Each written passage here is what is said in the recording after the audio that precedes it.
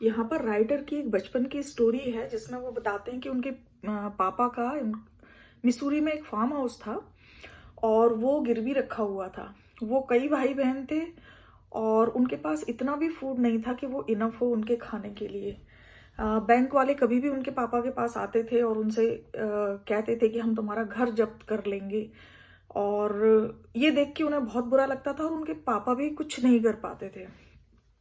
फिर क्या होता है, उनके पास जो फार्म था वहां उसमें पास में ही एक नदी थी जिसमें जिसमें हर साल वो कुछ लगाते थे और हर साल बाढ़ आती थी और बाढ़ की वजह से उनकी सारी फसल खत्म हो जाती थी। तो कभी कभी उनको 2 टाइम खाना मिलना भी मुश्किल होता था। इतनी इतनी परेशानी के दिन थे। वो कहते हैं कि बदनसीबी हमारा कहाँ कहाँ तक पीछा नहीं छोड़ रही थी कि लकीली एक बार एक साल बाढ़ नहीं आई।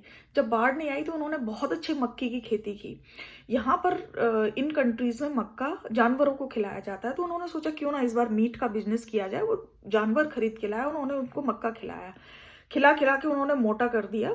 और जब उनको सेल करने की एक सीजन आई तो वो लोग जाते हैं और देखते हैं तो उनका ये हार्ड लगता कि उस साल उसकी कीमत काफी कम हो गई है। उस मीट की कीमत मार्केट में शिकागो में काफी कम हो गई थी और जितना उन्होंने उस पर इन्वेस्ट किया था उससे उन्हें $30 कम मिला। तो उसके बावजूद भी क्या था कि जब वो देखते थे, उनके पापा एक बार आ रहे थे तो वो उस नदी की तरफ देखते हैं और खड़े हो जाते हैं। तो वो कहते हैं, मैं समझ सकता था कि वो क्या देख रहे थे। उनका मन था कि मैं सुसाइड कर लूं, लेकिन उन्होंने वैसा किया नहीं।